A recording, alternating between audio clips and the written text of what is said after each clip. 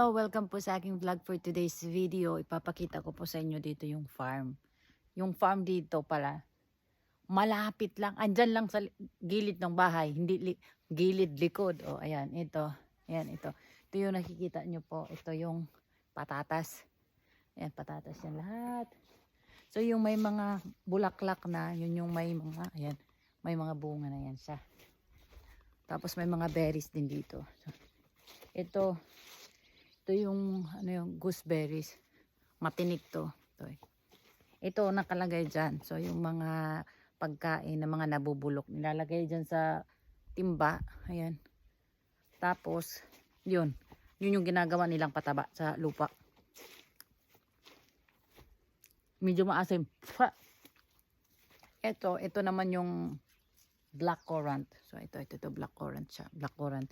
Tapos yung dahon nito ginagawang tea. So, yun. Ganito yung ginagawa nila. So, lahat ng mga pinagdamuhan, ayan, ini-stack nila dito. Tapos, yun ang nilalagay na pataba sa lupa. Kaya pala ganun. Ito, bahay.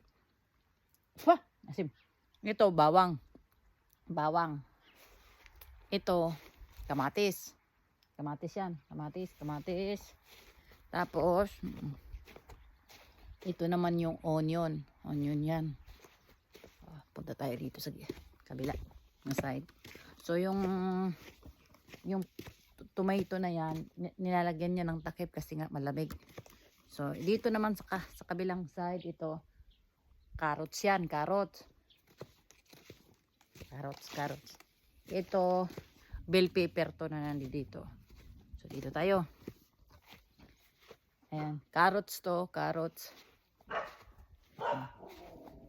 So, ito pa yung mga currant, black currant. Ito naman yung pang salad. So, yung mga lettuce, celery, dill, kung ano-ano pa dyan. Tapos, ayun, yung nasa dulo, yun yung cabbage. Ito naman yung zucchini. So, ito yung panila dito. Tapos,